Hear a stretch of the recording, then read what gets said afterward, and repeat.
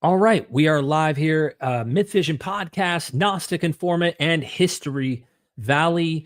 Uh, Latest news right now is the legend, scholar, brilliant thinker, amazing friend, wonderful human being, Russell Gmirkin, has recently passed away. His son, Michael Gmirkin, reached out to me yesterday with the unfortunate news of his father's passing.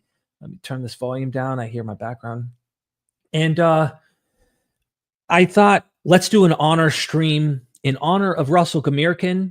From academics that'll be joining us today, we have many bright thinkers that are going to be on the panel, but also his influence, his legacy, his impact, and the hopes of his work continuing to influence you if you never got to meet this amazing man, Russell Gmirkin.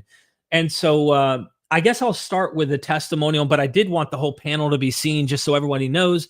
Like, we've got a large panel here that's going to be participating. You could see them off to the side, giving their own personal experience with meeting Russell Gmirkin, his work, what kind of impact his thinking has done for each and every one of us. And honestly, this stream is just an honor of what an amazing human being he was. So I guess I'll kick it off first to tell you how I met this awesome guy and his thinking, his works, and how they impacted my thinking. And then I'll pass the baton or the torch to the next person, whoever's up next. So I'm driving from Washington State. I'm doing Myth Vision. I've now been doing it for 3 years. I'll try to make this brief because there's many other people who have lots to say. When you're driving a 44-hour drive, you have a lot of time on your hands. And if it isn't an audio book, it's a podcast, it's something, music, you got to switch it up. You got to call someone because you're bored. And I came across this podcast. Garfield is actually my buddy who has a YouTube channel, The Dagger Squad. And I saw there was this strange title to this interview where he's talking to this guy named Russell Gmirkin, who's actually challenging the standard kind of scholarly position of documentary hypothesis and how old is the Old Testament. And I'm listening to this guy say things that I've never heard before. Now, maybe that's the contrarian deep inside me, but he's well-spoken. He makes a lot of sense. Next video. And next video. And every one of these videos, just more and more made me intrigued and want to know more about what he means Solomon isn't really a king who had 1,000 wives and all this gold and all these animals and stuff. And this might be Shalmaneser the Third, or, interesting historical people that were real kings that he was modeled after, or other amazing things like Genesis might actually have Platonic roots rather than trying to look only to Mesopotamian ancient sources. The author of Genesis might be looking to Greek antecedents as well as. And so anyway, he just blew my mind and I had to know more. And by the end of that 40-hour drive, Derek Lambert, who I am, has to try to contact. And so I email and I'm like, can I speak to you? I loved hearing what you had to say. This guy, Russell, calls me. And I'm like, I'm fanboying over here after listening for 40 hours of listening. I'm like, hey, okay, wow, you know some things I need to learn and I want to talk to you more. And so we started talking and he befriended me. He was one of the biggest teddy bears.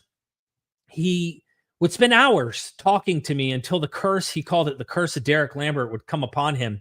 His voice would start to crack and break. And I don't know if it's because I'm always hype when I talk, so I get him all energetic. But I guess he had some acid reflux stuff going on that he had to try and fix. And we planned on doing streams in the near future to continue his research because he's almost done with a book right now that was supposed to be cutting edge, breaking a lot of ideas about, I think, King Solomon, but I could be mistaken. His son would know more about this. But I got to befriend him and even made a documentary where I covered his ideas on Greek roots to Genesis and Greek roots to the Bible. And you know what? To be frank, I'm going to do more in the future. His work was just that good and worth looking into. So I think it's worth sharing the panel and allowing others to know. But I had chances at nights to speak to him and his wife. And they were appreciative of the work that I was doing on Myth Vision on trying to promote his ideas and give a chance to an idea that is not the consensus model amongst Old Testament scholars. And I've always been fascinated with this idea, like, is Genesis playing with Herodotus? Is Genesis playing with Greek sources, or even just the Old Testament in general? Are there Greek sources behind some of this material? And Russell's the one who brought that to the table. So, with that being said, I'd like to pass the baton to the next person on the panel to share their testimony, how they got to know this gentleman, his work, impact, his legacy, you name it.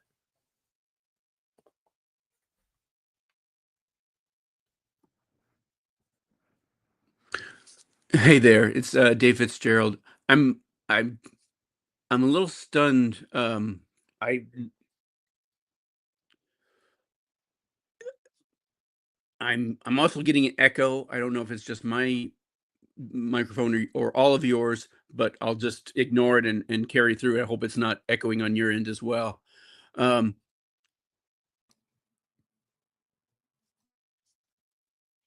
um, yeah, Russell Gmirkin, I can't I can't even convey how groundbreaking his work has been, and I'm so honored to be on a panel with Professor Bernia, Professor Limke, Robert Price, um, talking about somebody of the stature of Russell Gmirkin.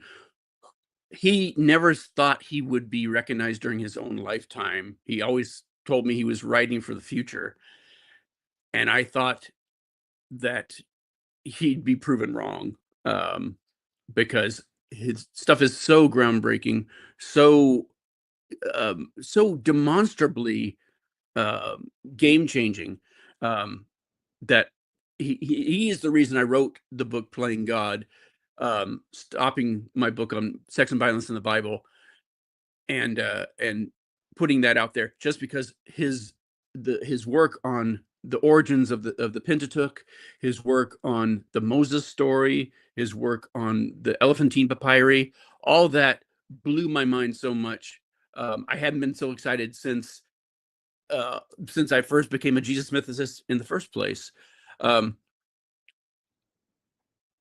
and again, I apologize. I'm literally just heard about his death from Derek minutes literal minutes before we came on board, and I'm still reeling from it.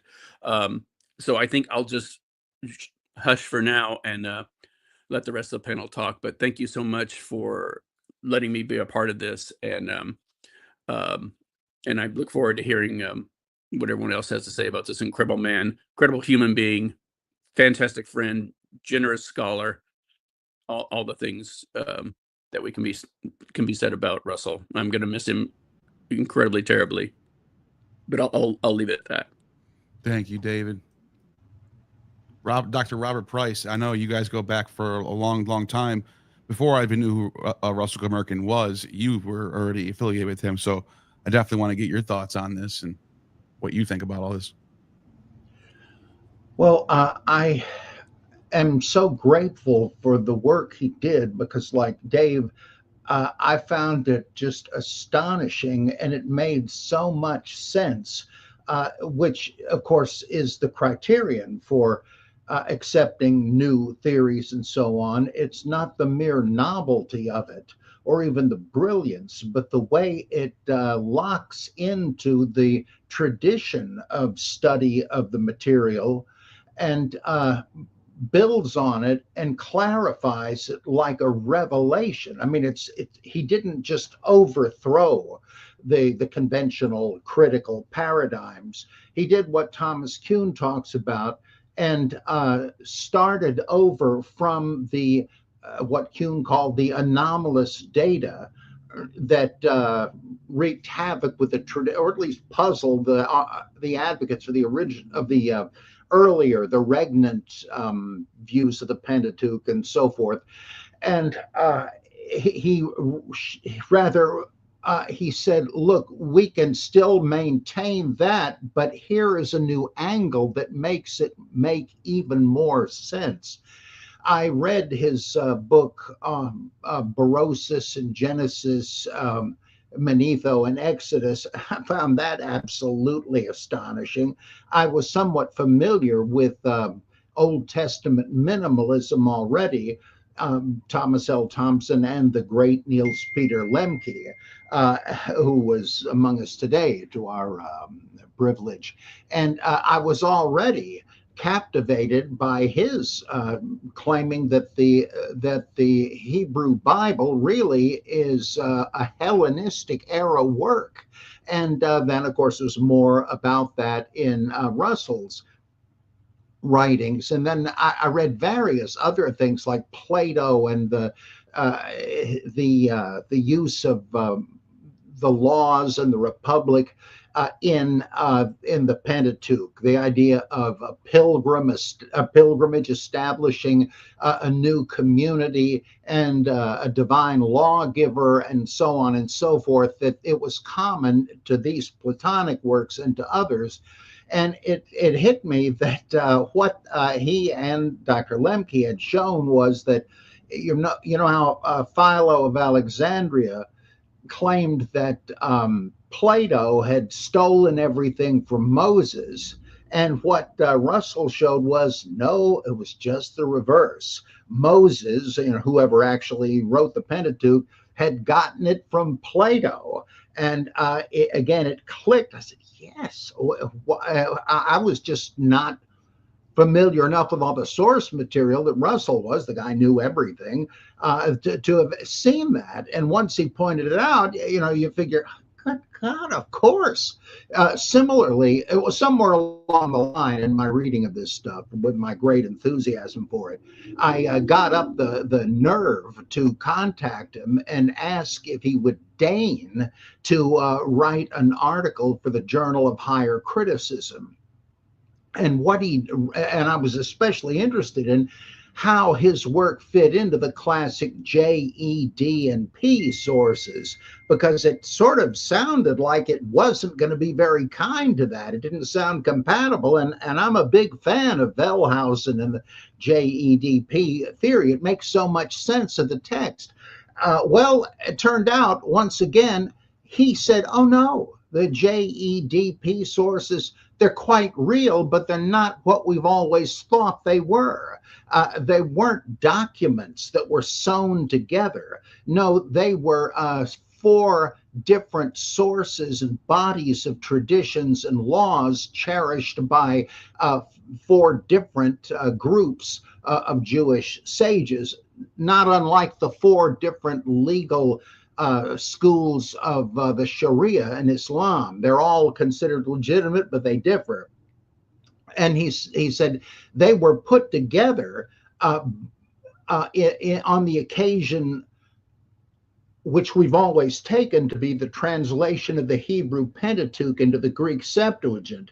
But that's not what happened. Rather, this was the occasion in the 3rd century BCE in which these different groups of traditions were fused together at the invitation of, I think it was Ptolemy the second or the third Philadelphus, and that he wanted a classic deposit of Jewish tradition and scripture to be made for his library. And that was the origin of the Pentateuch, not of the materials that made it up, but of these components. And I thought, this is so brilliant. That means, of course, that just kind of doubles down on what Dr. Lemke said, that, yeah, it comes from the Hellenistic era. Well, having read what Russell said, I began to think it's even later than that. I think it's really from the Hasmonean period, and I explained why. Well, you can see I didn't just learn things from him. I learned an approach that was very fruitful in my own thinking, and he was just an unassuming person. He didn't have the kind of Olympian, what would you call it, formidability that you would think one of the greats did, but that's what he was. But he remained a compassionate, friendly man. I have to think of Buddhist bodhisattvas. The guy was like an intellectual Superman, but did that make him haughty? No, just the opposite. It made him more friendly and eager to share what he knew. And luckily, he wrote several other books. One, I believe, he just finished, except maybe for some slight revisions and the like. I only wish he had lived longer, both as a man, as a person who we'll miss, but also for an even greater contribution. But I can't complain. And I'll finish with a rabbinic parable that seems to me to fit very well. A young Talmudic scholar, Rabbi, oh boy, it just slips my mind. Rabbi Bun Bar Hija, I'm probably mispronouncing it. He died fairly young, and so everybody gets together for a memorial, something like what we're doing here. And somebody raises the question, boy, God took him so soon. Why? I mean, only the good die young, I guess. And so somebody on the spot explained, well, it's like this. And he proceeds to give a parable much like the workers in the vineyard in Matthew's gospel, where he said, okay, imagine there's a vineyard and a bunch of laborers are working in it. And early in the day, the vineyard owner comes up to a young worker and says to, well, I don't know, the age doesn't matter, and says, look, come on, walk with me, let's talk. Well, the others all notice this kind of resentfully. And then when they're all paid, they're paid the same thing, even though the one didn't spend much time working in the vineyard. So the point of it was, God took Rabbi Bun Bar Hija early because he had already done more than any of the other workers in Scripture. Had he lived longer, maybe he would have done even more, but he already surpassed everybody else. And I think that's quite apt for what has happened here. And one last thing, I sometimes wish, reading the great higher critical scholars of the past, that I could have known them. Well, this time I did, because I've said ever since I began reading Russell's stuff, this guy is the new Wellhausen. What he's done has the same depth, scope, and brilliant novelty as Wellhausen did in his day. And I'm blessed to have known this great man, as all of us were. Thank you, Dr. Robert Price. Let's throw in Jacob. I'll weave in the PhDs with the amateurs, and I'll grab Gad after this, and then we'll go. Yeah, that will do. I first interacted with Russell Gmirkin 4 years ago. And before I get to that part, I'll mention that I do believe I first came across Russell Gmirkin from Garfield's channel. And then after that, I saw him on Myth Vision. I quickly became fascinated with his work. I have his books, Berossus and Genesis and Manetho and Exodus, right in front of me, Plato and the creation of the Hebrew Bible. And in 2022, as my interactions increased with Russell Gmirkin, I invited him to come on my channel. And the first thing we talked about was his book, Plato and the Creation of the Hebrew Bible.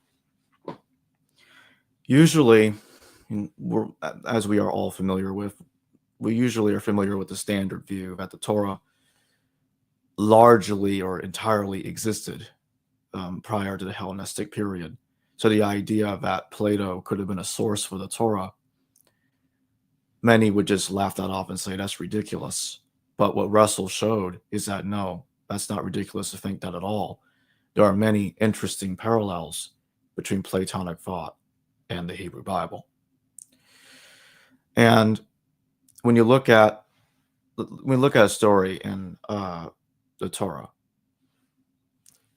Take, for instance, Isaac, the death of Isaac. Oh, well, not the death, but Isaac was almost sacrificed, but God intervenes and prevents that from being carried out.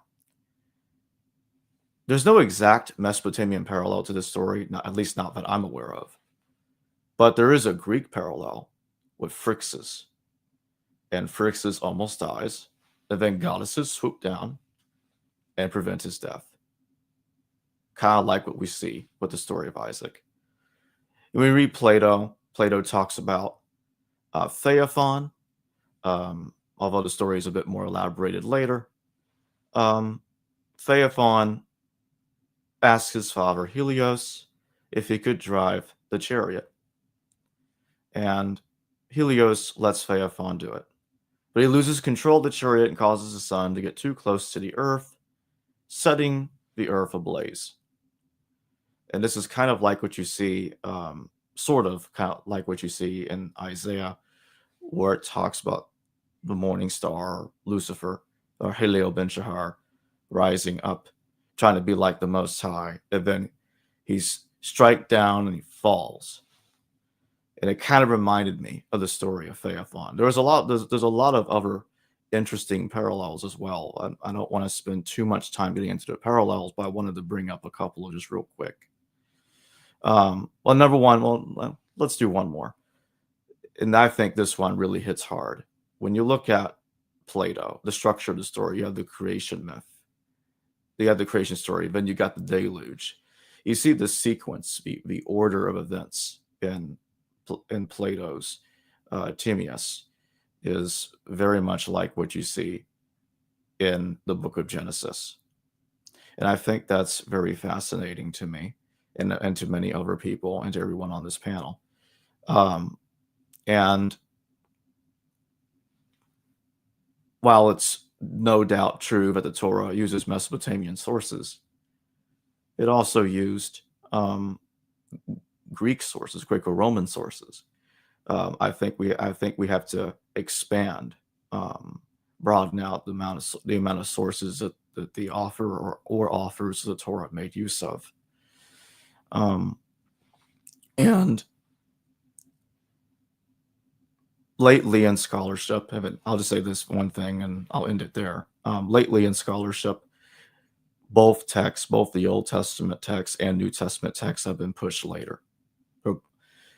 They both are. Paul's letters are being pushed later. I remember 4 years ago, and even earlier than that, I was pushing Paul's letters later. I'm doing that again.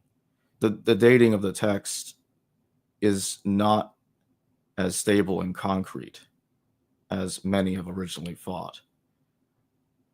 And I'll end it there and also say I will miss Russell Gmirkin dearly, as everyone else will.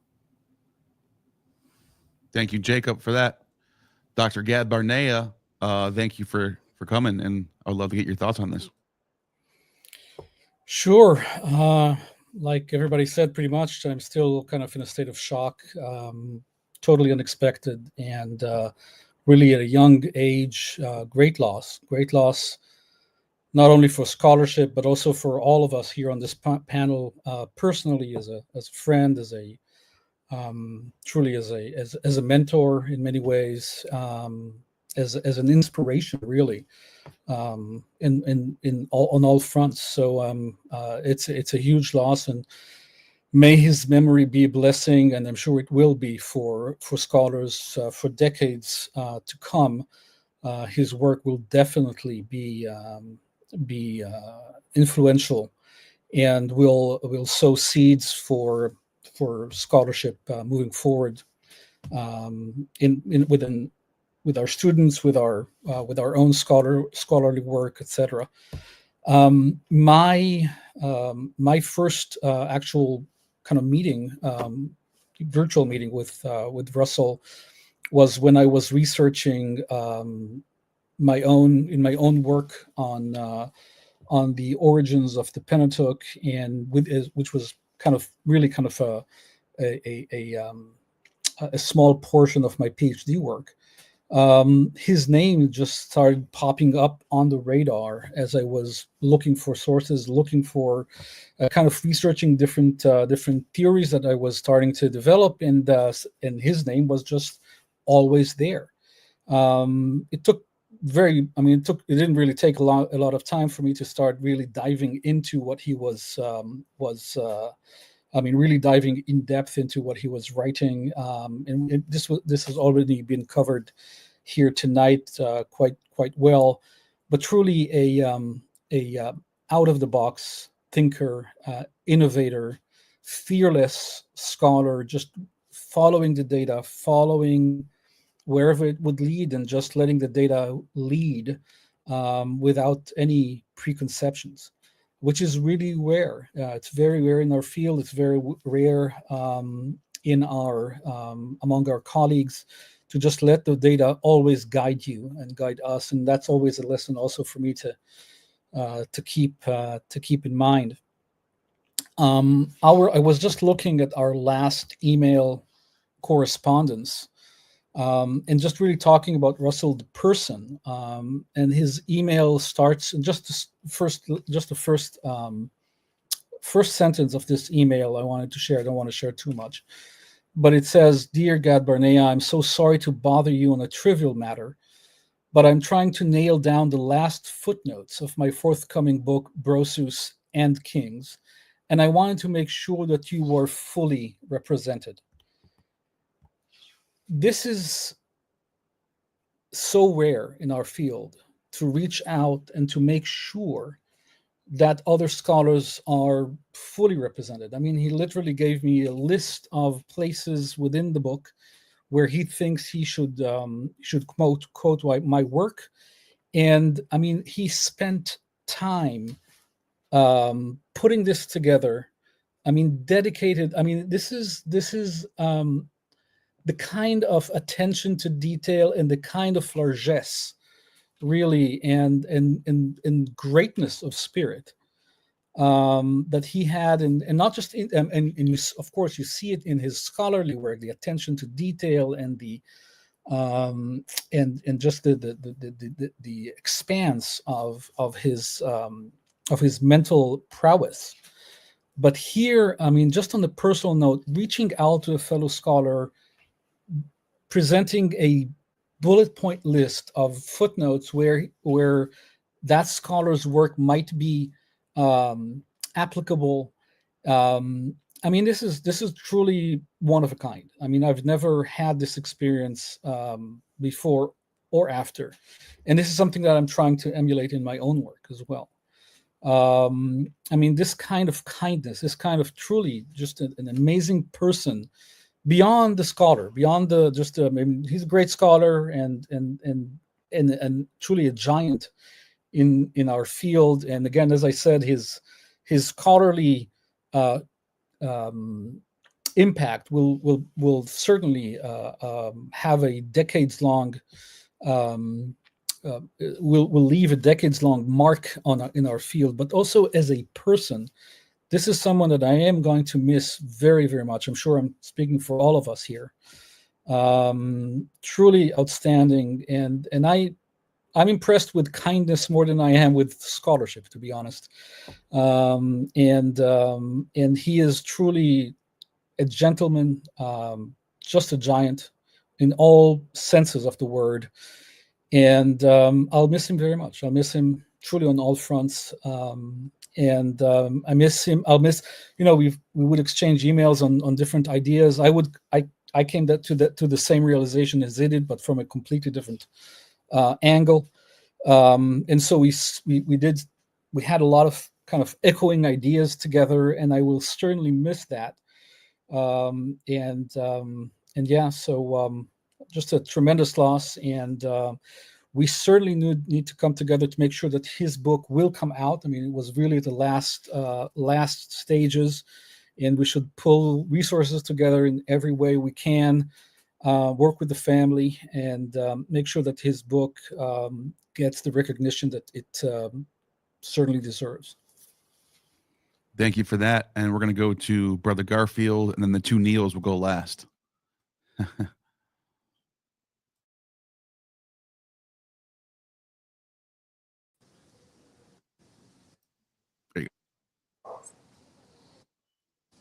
Hey, peace, brothers. I'm actually on vacation in my home country in Jamaica. So when Derek called me, I'm actually celebrating my daughter's birthday today. But this has really dampened my spirits. And are you guys able to hear me, by the way? Yep, you can hear you. Yes. You're good. Are you able to hear me? Yeah, we can hear you. We can hear you. Can you hear us? Go ahead. Okay. I just want to say a couple of years ago, I learned about Russell Gmirkin through his book. We coined the term the Green Book because of the color of the book. So he would go around and talk about the Green Book and talk about how he got that name because of my podcast. That's what we called it in my community, the Green Book, which is groundbreaking work on Berossus and Manetho and the creation of the Hebrew Bible and the Septuagint. Russell is going to be greatly missed. A lot of people don't know this, but my book that I wrote, he actually edited my book for the second edition. I didn't put it out yet, but he actually walked me through the whole process of my re-releasing my book, the second edition. And we actually had some conversations like around probably 4 or 5 months ago, and through email and through telephone calls. But this is a sad day because I think Russell Gmirkin's his work, he has been vindicated, because when he came out with his book in 2006 and you read the reviews, he had some good reviews, he had some bad reviews. I wouldn't say bad reviews, but people who were oppositional to his thought process. And he basically, to me today, based off even my brother on the panel, Brother God Barnea, and Jacob Wright's work and Jonathan Adler, I just feel like he has been vindicated by all the insults and bad reviews he has gotten over the years regarding his theory about when the book was put together and how it was put together. Because more and more it seems like people are leaning towards what Teal Thompson and Dr. Lynch had said years ago regarding the Hellenistic development of the book. But what I'm going to do is I'm going to jump off because for some reason my signal is just horrible. And I can't, so I don't want anybody to think that I'm you heard We heard you really hear me? well. So yeah, we heard you very heard clearly. Me well? So okay, so let me continue. Let me also say a lot of folks are gonna say they heard about him from my channel, because when I heard about Russell, I said I had to find this guy. When I heard about him in 2011, in fact, me and Derek had a conversation 2 weeks ago about this, how I discovered Russell Gmirkin through a YouTube guy mentioned in his book. And when I got his book, I said I had to find this guy, I had to interview him. So I found his email and I emailed him, and I was surprised at his response to my email and how comfortable he was with coming on my channel, not knowing me, not well known. And he came on, we did like around probably 5 to 6 interviews on my channel. And from there, I think he was on Derek's channel, he was on Hidden History Valley, he's been on other channels, and he's much more known now. And I just want to say, man, he's definitely going to be missed. His thought process, his other book on Plato on the creation, which was the follow-up to the Berossus book. And I think he had a book coming out now about Berossus and Jeremiah, I think. I could be wrong. I think that's a book Dr. Price was talking about. But I just want to say he's going to be missed. And shout out to his family, man. I know y'all going through a lot right now. And he did his work, man. His work is definitely going to be vindicated. And as far as his criticisms, you know what I'm saying? But much love and respect, Derek, for having this show and for inviting me. And rest in peace to one of the greatest minds I've ever met, Russell Gmirkin. Thank you, brother. Thank you, Brother Garfield, for that. And thank you, Garfield. Enjoy your daughter's birthday, man. Thanks for showing up, bro. Yeah. And Dr. Niels Peter Limke, how you doing? I'm doing fine. After all, a nice day. We should have a thunderstorm today, but we didn't get it. But it gets come. No mind. There's a lot of good things being said about Russell here. I have met him, of course, but not that often. But the first time I heard about him is a little different from this story we have told today. It was my old friend, Fred Kreyer, a colleague, Fred Kreyer, who came home from a visit to Jerusalem, where he had met Gmirkin at the Israel Museum, studying the Sedan inscription. And Gmirkin had taken some unauthorized photos, close-ups of the inscription. And Fred was very mystic and said, just look at them and see what you see. And what I saw was, it took me 5 seconds to decide those inscriptions are not genuine, because those extremely clear photos he took, they could not be published because he had no permission to publish them, of course. But it was very clear that one of the letters in the top line went down, also the broken letters there, went down the broken side of the slab. And as I said, that is not possible. If you have an inscription with a letter going down the wrong side, then there's something fishy about this inscription. Before that, I have written a couple of articles about it and placed it in a historical context or whatever, much more traditional. But Gmirkin was not afraid of passing, he was not afraid of had these things coming out. And some years later, I published an article about this stone slippage, I think he called it, in my own journal, the Scandinavian Journal, the Old Testament. So, and then he came to Copenhagen for a conference which Ingrid Hjelm and Thomas Thompson arranged, and I think that was the first time I heard him with his Platonic ideas, Plato ideas. So I was prepared for the books as they came, and I have them here. It's a little sad that his fourth book has not appeared yet. I hope it will be, because I'm sitting here with the manuscript on my Kindle, just in front of me. Berossus and Kings, Babylonian, Assyrian, Egyptian, Phoenician, Greek, and Samaritan sources in Kings. And that could be a most interesting contribution. And I haven't had time to read it yet. I just got it for not a very long time ago. So, but it could be very interesting to compare it to the present discussion about the relationship between the Pentateuch and the Deuteronomic history, whatever we call it and believe it. Never mind. So again, he was really had an open eye to what was going on, and he pushed on. What we heard just a moment ago, I would say, I could quote Schiller, as Friedrich Schiller, when it comes to Gmirkin, a very famous sentence by Schiller about scholars. And I will have it first in German. Für einen die ewige himmlische Göttin, für anderen eine tüchtige Kuh, die ihnen mit Milch versorgt. It means for some, the scholarship is an eternal, celestial God, or deity. For other people, she's just a very clever cow that can provide them with milk. Therefore, you will never find a majority joining something like Gmirkin and the Hellenistic school or Copenhagen school. You will not see it. And if you are in doubt of why, then you just have to read Thomas Kuhn, this book about when the revolution of science, whatever he called the title over here. No,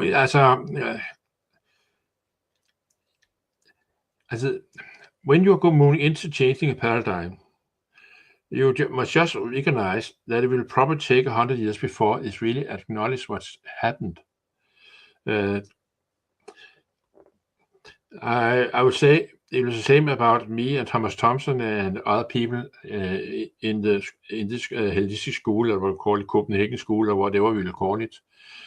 But it takes a very long time, because biblical scholarship is extremely traditional and extremely reluctant to give up ideas. And I have told, I think it was to one of you, Derek, or yes, and Jacob, about that is a problem for most biblical scholars. They're coming from theological homes. Their fathers were often ministers or priests or whatever, priests probably not, but ministers of churches around the world. And they had this story told to them from the very beginning of their life. And they have very many problems disregarding what was told and putting into literature. And then they attach what I call the present mode of interpretation, the historical mode. Everything has to be history.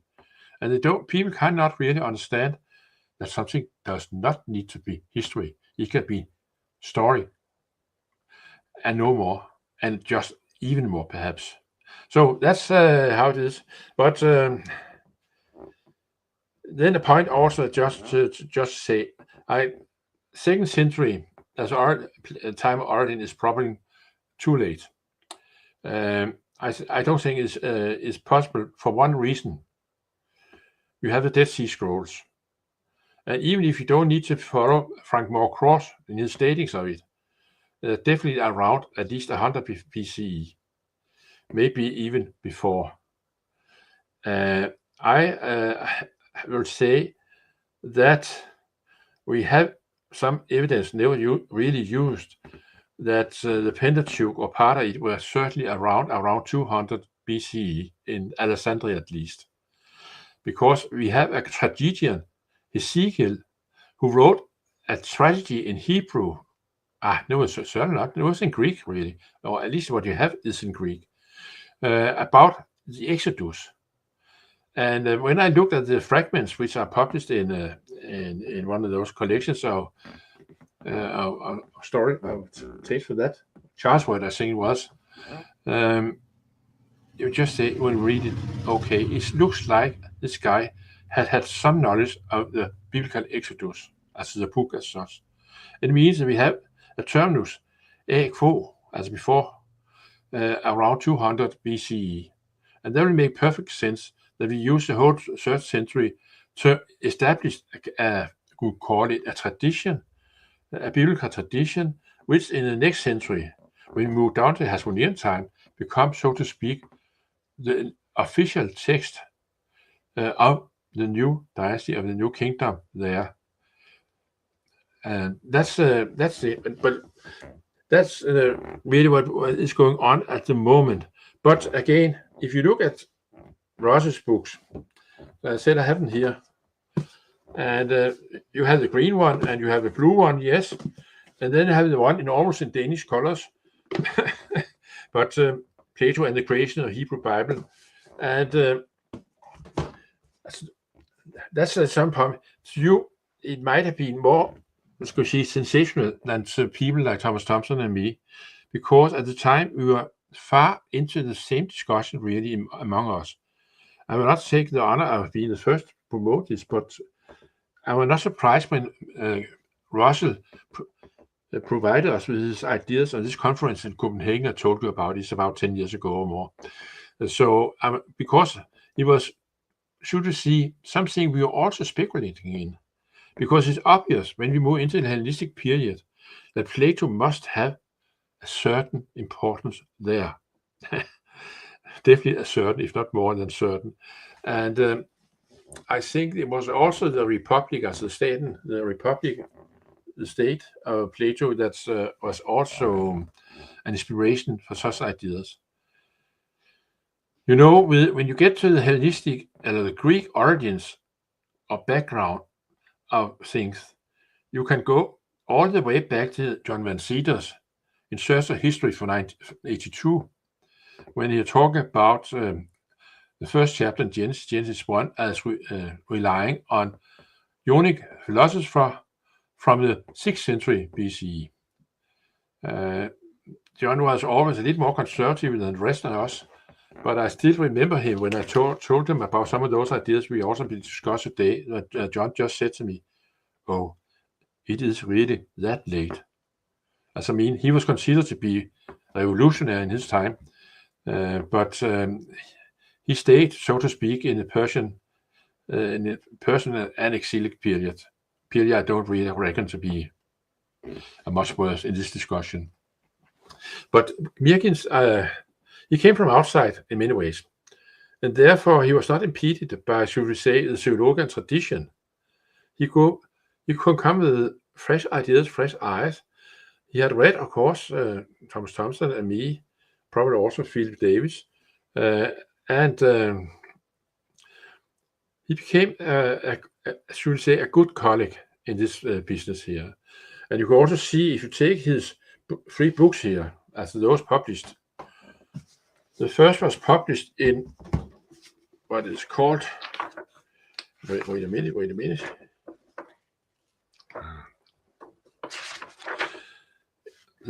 It was published in the Copenhagen International Series back in 2006, I think it was.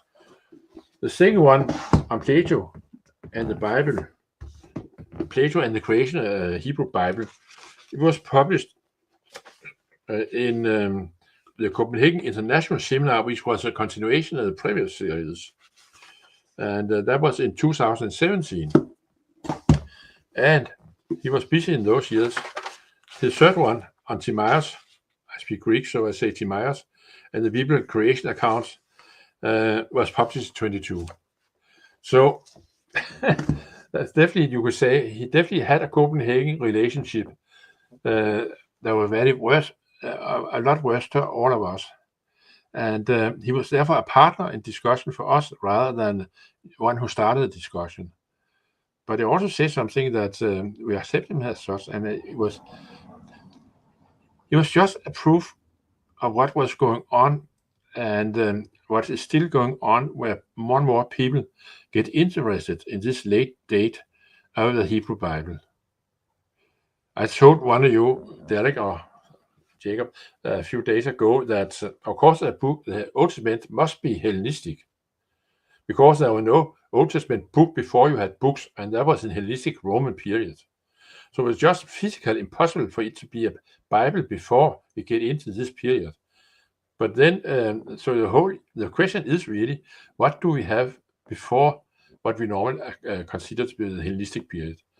I had to read this manuscript as soon as I get time for it. This manuscript about Berossus and kings as of Near Eastern sources, together with the Greek and Samaritan sources in the Book of Kings. I think that will probably also tell us something which I have also realized. We cannot just dismiss the ancient Near East because of the Hellenistic background of those writings. Because in Alexandria and other libraries like that all over the Hellenistic world, you had this, should say, you had to come together, should you say, Oriental tradition and Greek tradition. And so therefore what you got in that period will be a kind of composition of Near Eastern ideas and Greek ideas, which was absolutely in accordance with the Babylonians, with the Macedonians' idea about their rulership and their rule over the Near East. As Alexander did not come just as imperator to tear away the carpet for the people living in the Near East. On the contrary, his idea was to create a synthesis between the Near East and Greece. You have the stories, which probably true, yes, about mixed marriages which were arranged between Macedonian soldiers and Oriental women. And he himself got an Oriental wife. So it was absolutely up to the Greek to further this integration between Oriental tradition and Greek tradition. We should never forget that, and therefore we also say behind the Oriental tradition, as the Greeks met them, they will also have the old tradition, and Russia always knew that, and that's very subtle, because as I said, and you all referred to his first book on Berossus, Berossus and Genesis and Manetho and so on. That's really what you see when Berossus is a Babylonian priest who writes his things not in uniform Babylonian, but in Greek. Now here you see what we call a mixture of two traditions coming up. And that's a very strong thing to realize the importance. The Greeks were not just coming to tear down everything, they were coming really to build up a lot of things. And then how was this possible? And I told my friends here last week, I think it was, that the distance between the later Jewish quarter in Alexandria and the great library was around half a mile. You could walk from the quarter of Alexandria, where you had, which became the Jewish quarter in the later days, but at that time was probably also the place where the people coming from Asia assembled and came together and so to speak, and to the library with the Greek tradition more or less intact. I think everything was there really, so they could manage to go there in the morning, study some Greek sources, going home, have lunch, and look at the Hebrew sources, whatever they had brought with them and had with them from the ancient Near East. And I think if you look at Russell, he was not finished. You have to also remark that he was probably in the middle of a rather valuable period in his studies, where you're going from not only the Greek, not only for the Greek tradition, but also for your Oriental tradition, and in trying to combine those traditions. But let's get this book published. I hope it will happen not too far. I hope it will happen so we can have this and get on, because the people like Russell, he will not be forgotten if we are doing our job. Of course, if you look at biblical scholarship in general, they will try to forget him. They will try to pass over him, as will do some of the other guys around here. But we have to promote him. We have to be sure that what he wrote is known, and we have to discuss it, because here we have really something where we can get on and move on, really. That would be what I have to say just now. Thank you. Thank you, Dr. Lemke. I guess that leaves me. Yeah. Oh, this is really blurry all of a sudden. Let me just fix this real quick. There we go. So Russell Gmirkin has been huge in shaping my worldview and the content that I make. The first time I remember talking, I'll never forget the first time I talked to him.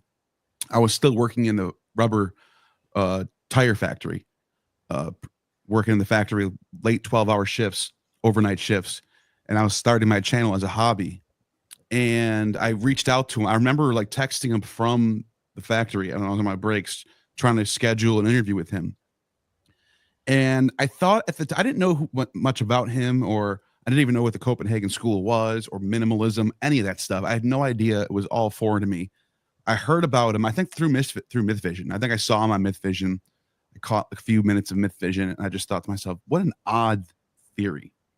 And I thought Russell Gmirkin doesn't have a PhD, saying off the wall things. I thought like this is like another Graham Hancock type thing where he's writing. I thought he was writing popular books for people with conspiracy theories in them. And so I didn't read his books. I didn't know how these are actually academic published books. Very careful. Everything's cited. All of his T's are crossed. All of his I's are dotted. Routledge is top of the line. And then it's also Copenhagen as well. I didn't know that, but I had him on anyway, without even reading his book. I just had him on because I just wanted to have a conversation with him. I don't always read the scholars' books when I have them on. I sometimes just have them on just to, hey, tell me about your work. And this is one of those cases. Plus, I was busy working, so I didn't have time to read as much back then. Anyways, had him on, and I just wanted to know, like, how do you come to this conclusion that the Bible's Hellenistic and really? What? And so he explains how first he brings up Elephantine. Did no idea what about Elephantine. He goes, there's this city called Elephantine. Scholars have dug there, and sure enough, there's zero evidence for anything about Moses or Abraham. He's the first person to tell me that years ago. Whoa, I thought that was crazy. I was like, this can't be right. And then so we kept talking throughout the conversation, and then I brought up the law. I said, okay, fine. He brought up Plato's Timaeus. How Plato's Timaeus lines up with Genesis. That made sense at first when I heard that. That makes sense. And as we went, before we went live, we were going back and forth, and he was sending me articles about the pre-Socratics. And I was still at this time, I was still in the mindset of Greeks are pagan polytheists and Jews are monotheists. That was I thought this very dual, black and white. Jews believe in one God, Yahweh. Greeks believe in many gods. So he sends me all these articles about Anaximander, who was a pre-Socratic from the 6th century, actually early 7th into the 6th century BCE. Xenophanes, Parmenides, Anaxagoras, Heraclitus is Logos, Anaxagoras is Nous, the mind. There's fragments of Pythagoras that we don't know if Pythagoras actually wrote it, but this is from Kenneth Guthrie's source book, where Pythagoreans attributing to Pythagoras with all these ideas of this one God, this one perfect, unmoved mover that you find in Plato, and even Aristotle even talks about an unmoved mover in his metaphysics. So we're going back and forth. He's showing me all this before I had him on, and he's blowing my mind with this stuff. So on that particular front, he had me convinced early on that the Greeks were already cooking up something that's going to influence what we call monotheism. What I mean by monotheism isn't there's just one God.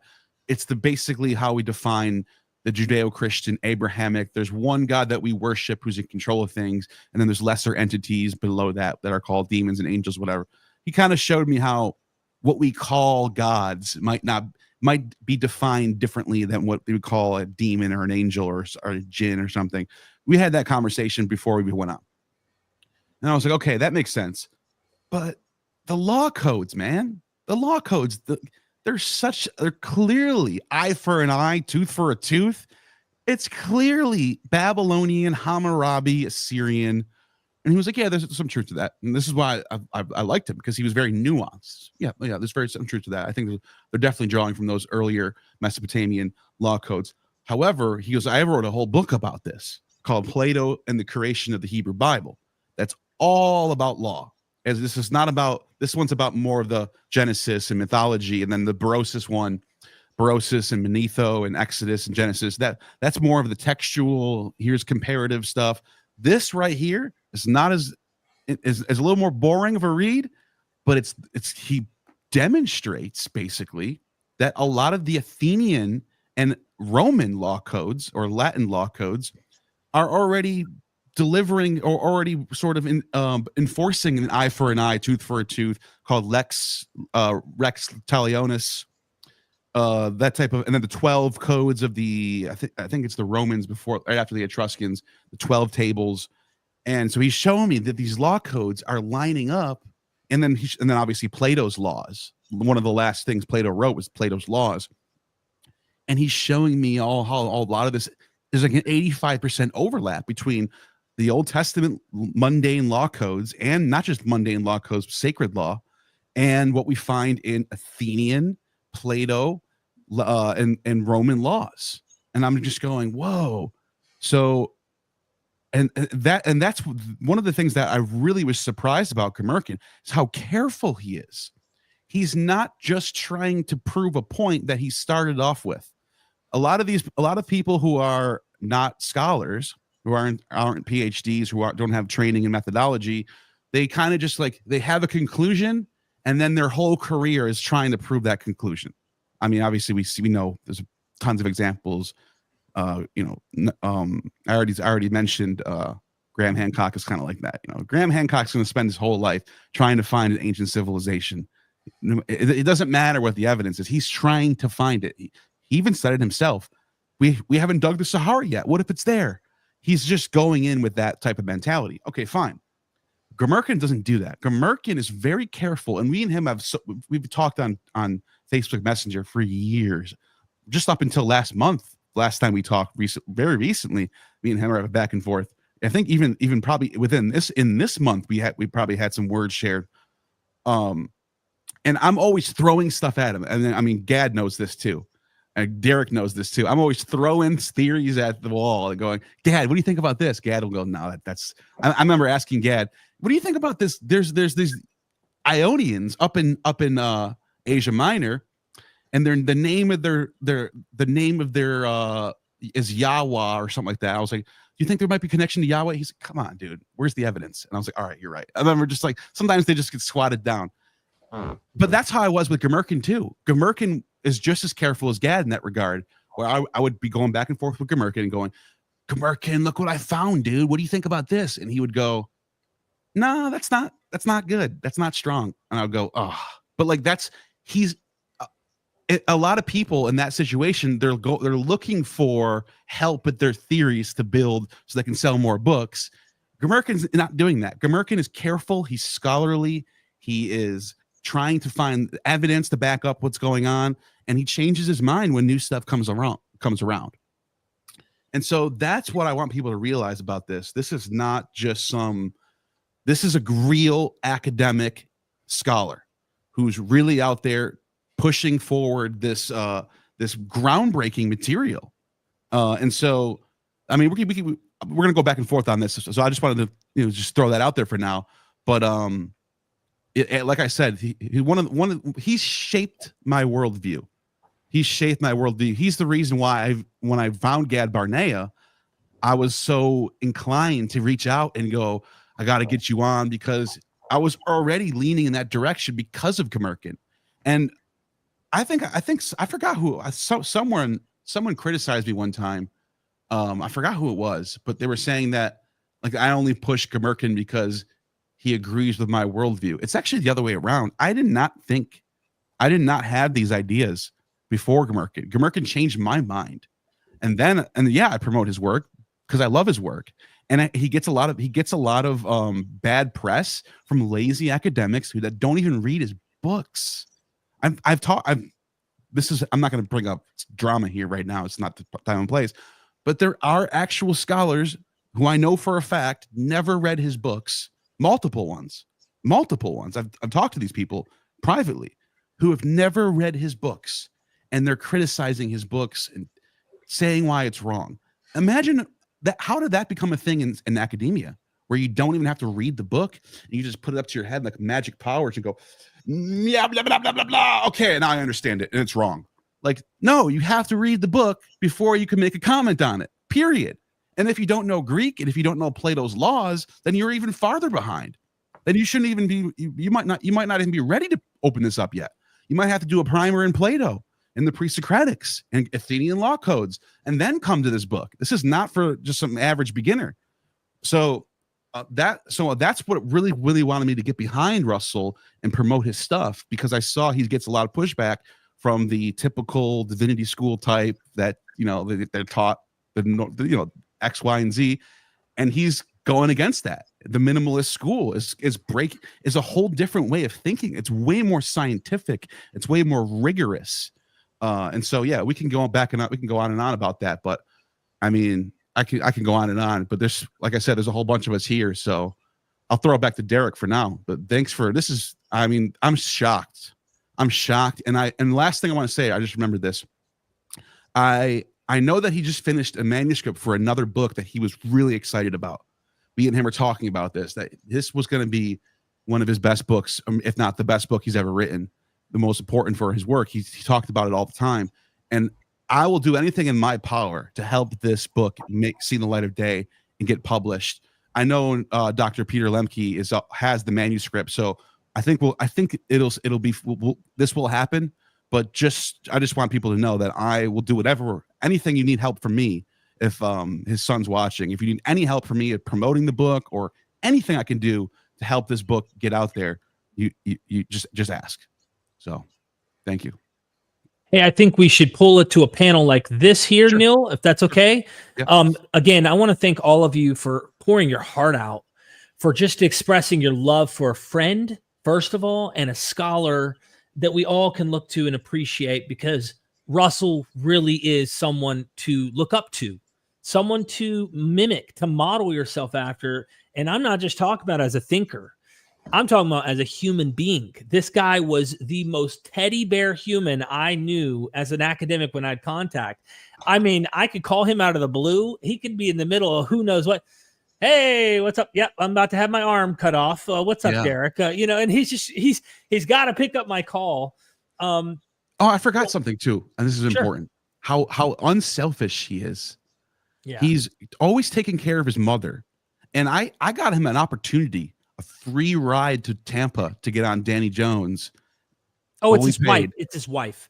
I'm sorry, He's his taking wife. care of his I don't know wife. why I said Yes. that. Yeah, I'm sorry. Cynthia, His yes. wife was sick all the time. He was taking care of her. And he said, I got to stay home and take care of my wife. I can't leave here. And this would have been such a big book sales, all of this, millions of people in front of him. He would have helped him out. He's not here to sell books. He's here. He has his and not just people. That really made me think a lot. Like, he's a good dude. Period. So I lived 3.5 hours from where he lived when I was in Washington State. And I was planning to do a trip just to drive and say, hey, I'm setting up my tripod. I'm pretty sure most of us in the panel here know how I work. I'll roll up, throw up a tripod, sit there and ask you a question, record. Later, I edit it.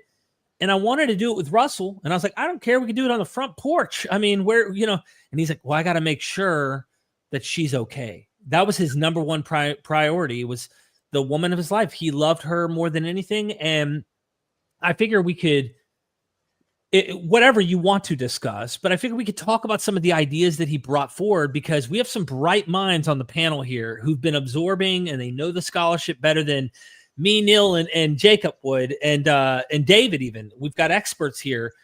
And I think when you brought up the law codes, one of the things that shocked me that he did in that book, and I think one of the biggest takeaways, was to show, look at the overlap with ancient Near Eastern law codes, and look at the not overlap. Where did these law codes that are not in ancient Near Eastern law codes come from?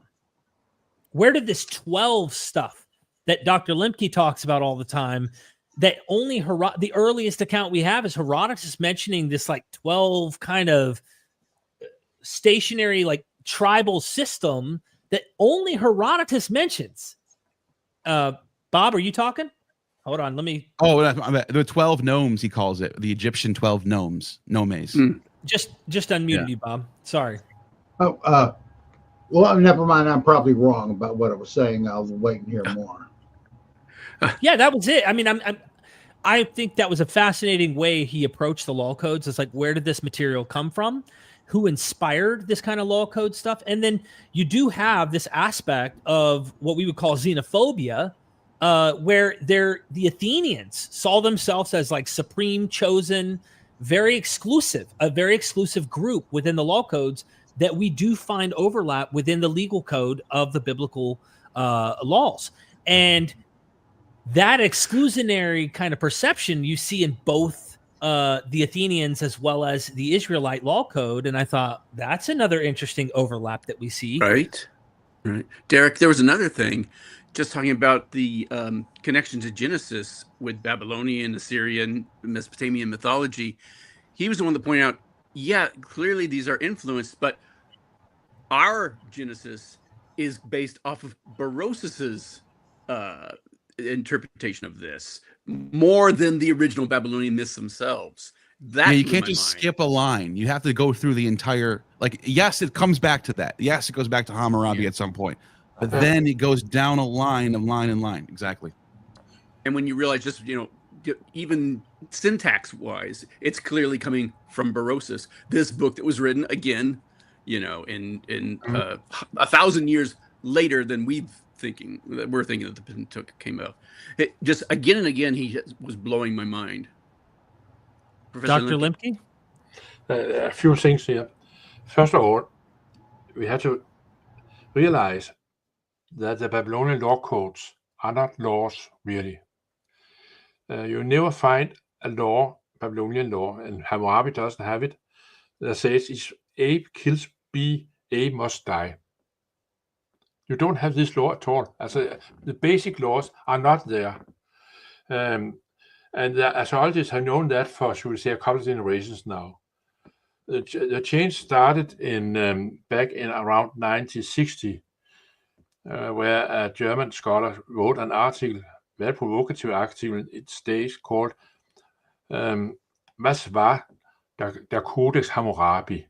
Because it's not a collection law.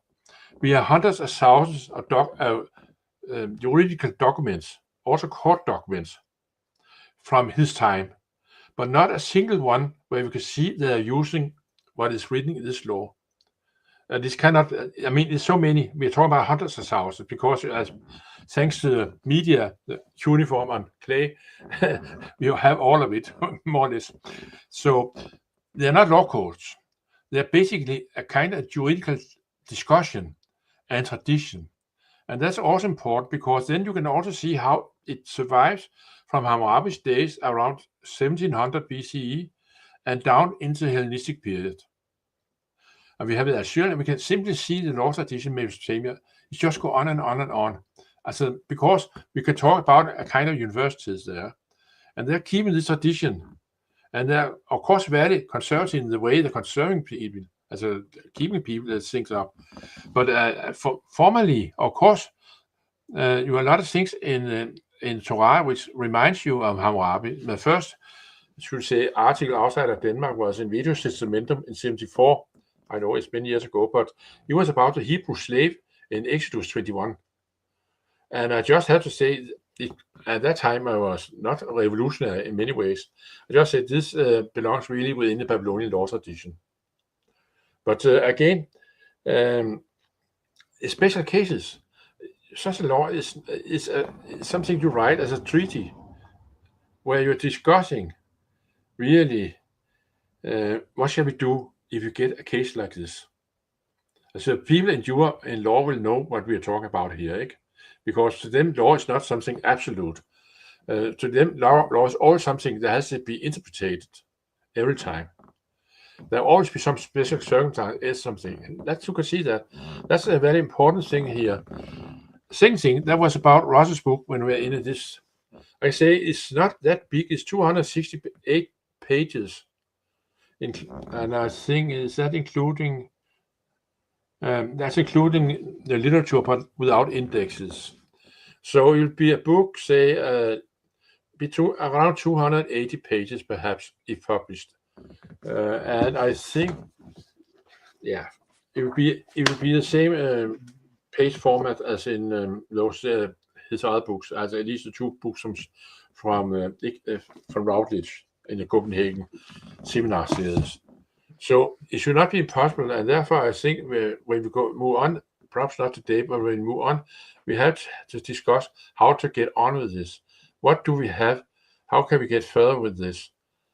Because there were problems with this manuscript. I don't know whether it's this version or not, when he handed into Ingrid Jen at the Copenhagen International Series.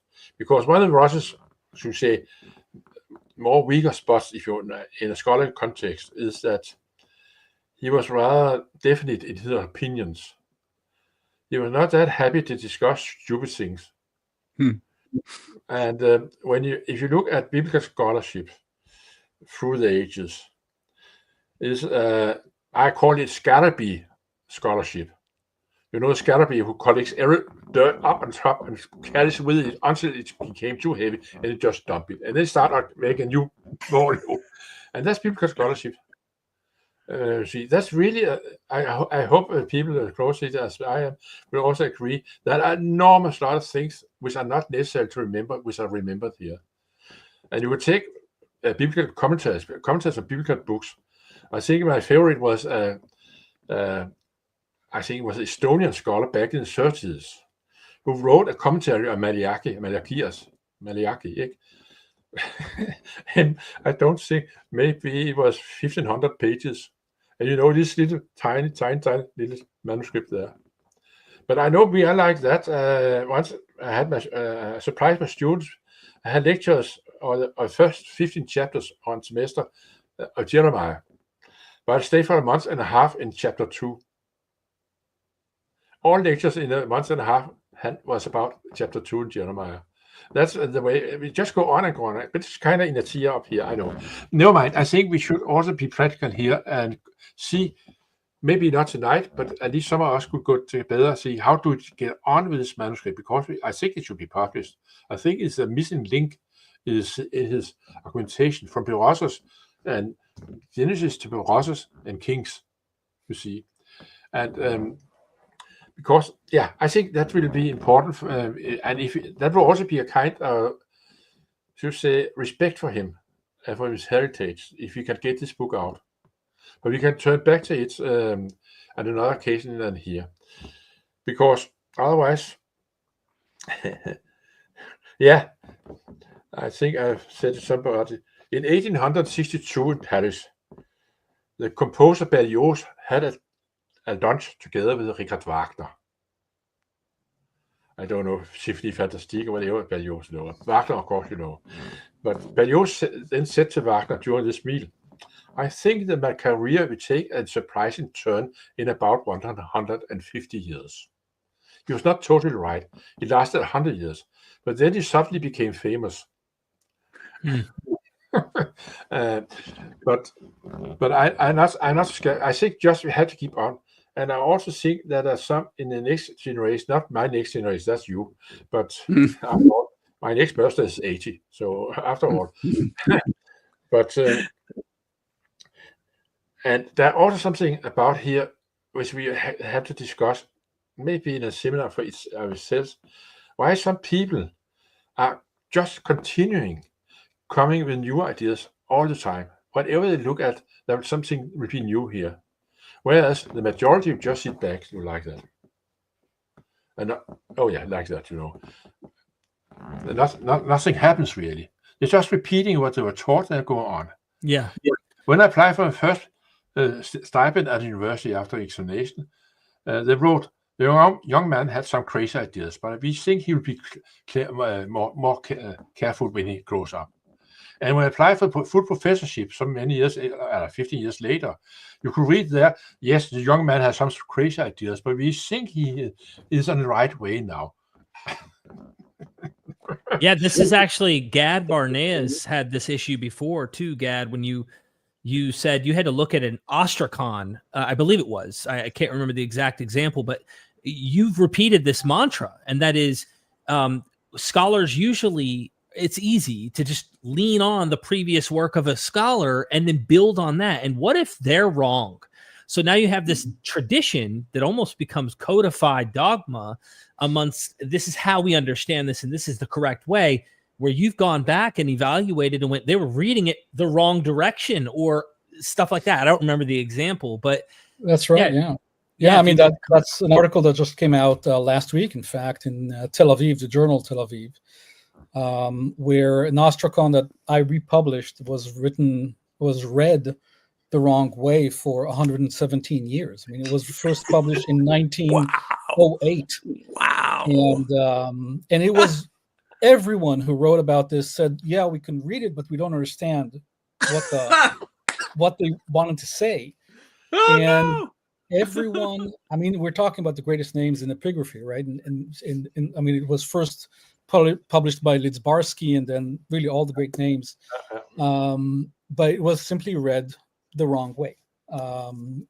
So they read it concave to convex, and it should have been read convex to concave. I can tell you a similar story about the Hippodrome in Istanbul, in Constantinople.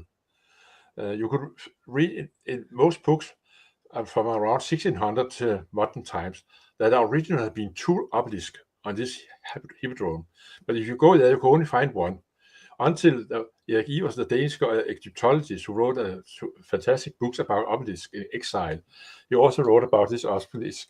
He said, when you go to the original, which is in Latin, there are only one. But if you move to the first translation into Italian in the 16th century, you're transformed into 2.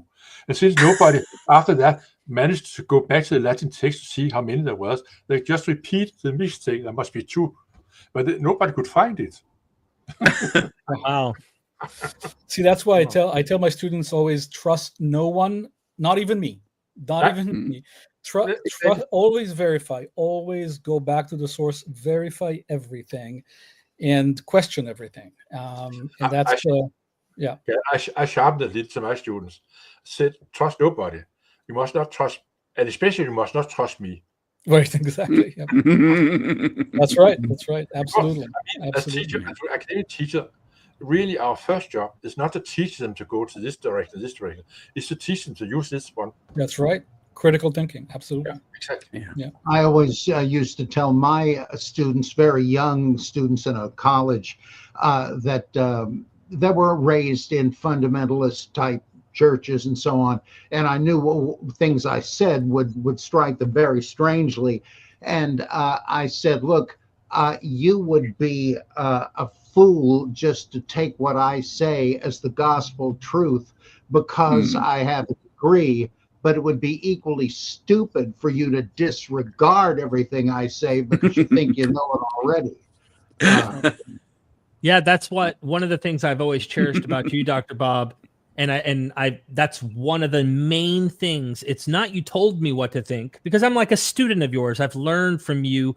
You're an encyclopedia. You have a lot of insight. I think some things you say, not convinced. Some things you say, I go, yeah, I'm convinced, right? But you don't tell me what to think. You tell me how. You help me to kind of think through things. And I think that we need more of that. There should be no subject matter when we're dealing in this field that just mockery or laughing off these later, more minimalist positions. And the way I understand minimalism, if we don't mind just bringing this up, is that let's start with what we know. Let's not go, well, Hosea mentions it, therefore we date Hosea here, and have a circular reasoning. You don't know for sure where that pericope in Hosea was written, especially when you know editors are redacting for who knows how long or when. And so we need to start with concrete and then work backwards and do the best conjecture academically we can. Who knows how far some of the stuff goes back? Maybe it does go way, way back. I mean, there's hints of the ancient Ugaritic stories that go, hey, they seem to know about a tradition of Daniel or Daniel. They seem to know about Karit. They seem to know about these older Baal myths of him being swallowed by Ma in a knot. But here's the question. Just because we found tablets back here in the 13th, 14th century BCE doesn't mean they had to have known it then. These traditions extended all the way down into the Hellenistic period. They knew these stories. So why must we go way back here? Start with what we know and then work back as far as we can go. And that's what it feels to me. That's what minimalism tries to do. Well, that's why I don't like the term minimalism, really. I just call it following the data. There you go. I mean, that's really what it is. I mean, just following the data, let the data dictate, even if you don't like it as a scholar. I mean, you might have your own pet theory, but the data, that's great. It's just being scientific. Yeah. Minimalism is saying I'm being completely scientific about all the data, and then they call it minimalism and maximalism. It's like, really, the difference is one of them's just taking text at face value. The other one's looking for evidence to back up the text. You know, that's it. That's right. And it was originally used. It was originally used as a pejorative, just the way like the Big Bang was, and now, of course, that's our paradigm. But same deal. That's right. And Russell was really kind of the. I mean, he was the example of just following the data wherever it takes. Yeah, and that takes courage. I mean, that really takes courage. That takes. Being a visionary. I mean, that's just that's who he was. Can I express it this way? If you're critical, there's only one way to be critical. That's 100%. You could not be 90% critical. You cannot be 80%. You have to be 100% critical, and you cannot. You always have to be it. You cannot dismiss it and say, "Oh, maybe." And even our better colleagues and friends, sometimes they get soft. And even a guy like Israel Finkelstein had several times showed up that he under pressure and he just do. And that's also because I think still that David Rosickin is a better archaeologist than Finkelstein after all. But that's another thing. But if you have, I mean, and that's Rosling. If you have like a dog can smell something, you just go after it. You don't have to go to the right. If you go after it like that, and that's the right attitude. You can always, at the second point, when criticism come in, start to reflect on this and see if you have to change something. But basically, you just continue all the way. You don't stop half the way. That must be simply, that should we say the future in humanities, not only biblical stuff, but humanities. I mean, our field is really under pressure in this year and those years. And at the present, I mean, we are really under pressure. That's and it's terrible what's going on. I will see with the new reforms, university, whatever. I just say that somehow we are moving into a kind of middle age, a technological middle age. We can do everything, but we don't know why we should do it. If I may, gentlemen, I know Bob was going to say something. Did you want to say that real quick, Bob? I was going to. It's something, a passage from Mark chapter 7 pops into my head when we talk about how people have so much invested in the traditional paradigm, and their work is done in that framework. And so you're not too eager to have any new data about the text rock the boat. I think of what Jesus says to the Pharisees. He says, you have a fine way of negating the word of God for the sake of your tradition. That's kind of what's still going. Well, so much worse for the facts. Oh boy. But that's what I like to say is the way I look at how Russell shows that Plato and Berossus are known to the Torah. It kind of reminds me of how scholarship in the New Testament field is looking at Josephus being an influence on the gospel. So Plato and Berossus are to the Torah what Josephus is to the Gospels. Interesting. Bravo. Yeah. If I may, one comment just to give, because nobody probably knows this. I don't even think I've had to mention this to Jacob or Neil, because we're brothers here. We camaraderie here with the YouTube sphere. There were a couple of times where I'm looking for a video to create a documentary, and I like to make these polished stuff. Thanks to Neil telling me, dude, you should make these really cool movie type edits. And I'm like, I don't know if I can do all that. And he goes, trust me, you can do it. I didn't realize how much work it was going to be, but it was worth it. And so I started producing these really polished, cool, fun movies.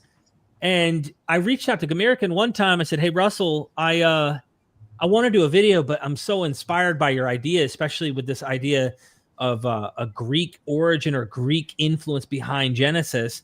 Help me out. What do you recommend? And he was like, look, you could get my book here, or I'm also writing this article about Jonah. And I'm like, what about Jonah? So he gives me this article. He's like, listen, don't tell anyone that I let you use this, because I'm trying to publish this article through, I can't remember where. And I made this documentary where it does these parallels to the Jonah myth of him being swallowed up, and the interesting historical data about how Greeks actually had myths that were on the same eastern coast of the Mediterranean in the same location, where the Jaffa port that Jonah comes up and spit up on the shore at, or at least takes off in the boat at. I can't remember. I think it's where he spit up. Either way. And in Greek myth, talking about the heroes, Jason, but then there's also other heroes in the Greek myth that Odysseus? Same tradition, huh? Odysseus, was he one? Not in this one. Jason in the Argonauts, of course, but then there's another Greek tradition.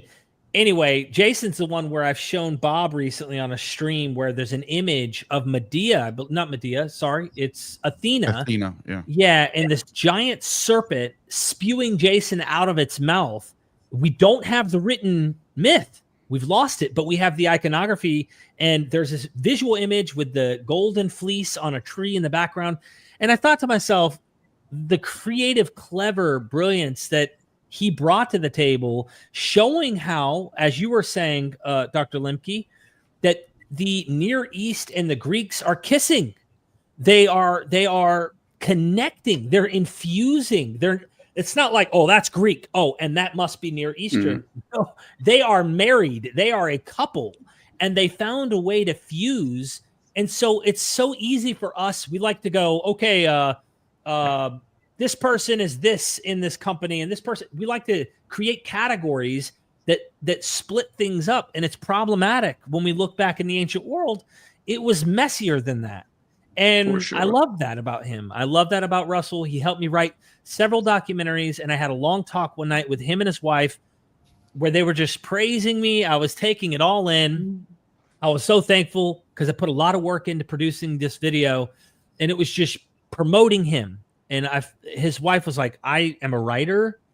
And she said, this was impressive. This was like movie quality, and will forever remember this. So I remember that. Last comment about a documentary that Russell plays a role in is you and I, Gad, were going to do a Moses video, which took off. It was successful, hundreds of thousands of viewers.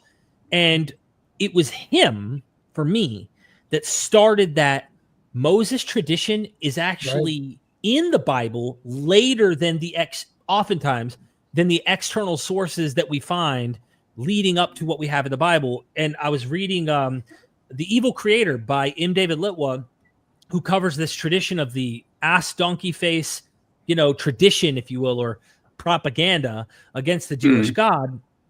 And he kind of had it reversed. And I remember I was like, if Litwa really thought about this the way that Gmirkin thought about it, it was actually the fact that there was a leprosy tradition for the Jewish people, that why the Bible includes a scene where Moses has to prove, leprosy, no leprosy. Why is that even there? It makes better sense that that's there in opposition to the known leprosy propaganda against these people. Yeah. And I was just blown away by him. Yeah. I think, and the obsession with leprosy throughout Leviticus. I mean, it's really it's all there. And the idea, I mean, no one leprosy in the ancient world was just a fact of life. I mean, we don't see this level of obsession anywhere, to my knowledge. And this level of obsession in Leviticus, making this really a supernatural disease, a supernatural phenomenon of leprosy of the walls and of garments, and not just of skin. And I mean, going all the way, I mean, really far out, too far out in a way, to show that no, we are not leprous people. See how seriously we are taking this. But that remained with the Jewish kind of the way non-Jews see the Jews for millennia later on. I mean, this leprosy idea. So it's truly incredible just how long this idea remained, and how forcefully they had to fight against it. And we see that in the Bible. I mean, and when it always blows my mind that one motif, you can trace it straight to Hecatus of Abdera, and from him comes Manetho, from Manetho comes ours, and we've got every step of that. It's not conjecture, it's not, it's like there it is, boom. In fact, speaking of Hecatus of Abdera, Josephus has like a fragment of a letter from Demetrius Valerium, who lived in the time of Ptolemy Philadelphus. He moved down to Egypt. He was kicked out of Macedonia, basically, and he was one of the anti-Alexander fashion people, pro-Cassander fashion people. So he's down in Alexandria, and he's writing this letter. This is a letter that we got in Josephus, and he mentions Hecatus of Abdera decoding the laws of the Jews, and he says that Hecatus told the Greeks, the reason why you haven't heard of these people yet and these laws, because they're so sacred that the profane can't know about it. And I'm just thinking to myself, now if we grant this is a real letter, or maybe there's pieces of it that's real, that's telling, because it's admitting that the law codes were not known to the people before Hecatus of Abdera. That's an interesting little tell on themselves that happened in Josephus there. Yeah, I mean, we know that Theophrastus only a couple of maybe decade or so before, published a 3-volume compendium of laws that he knew, and Moses was not part of that, or the Jews in general. Right. And if that was the case, certainly the church fathers would have told us, because they had the full compendium. So clearly, only a few decades before Hecatus, that was not the Jews and Moses were not considered lawgivers, but then they started being considered as lawgivers very quickly.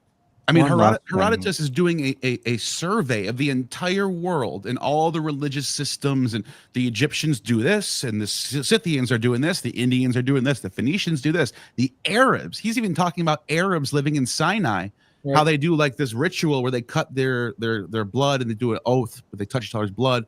and he says they worship Dionysus and Aphrodite. They only have 2 gods, and he says that he translates the names to Alalat and Oraltat as the Arab name. Huh. So you're like, okay, he's in Sinai, and then he goes to Phoenicia, then he goes to Syria. He just skips over Judea. We don't hear anything about the Judean religion or Moses. Well, how did that get mixed up, you know? And this is 5th century BC. Yeah, he calls the Jews Syro-Palestinians, who Syro-Palestinian. received the circumcision from the Egyptians. That's how he. That's right. That's right. Yeah. And there's you get the word Palestine in there, not Israel. That's very fascinating. But One last thing. as I said to some of you, remember, Aristotle places the Dead Sea in Palestine. Yeah.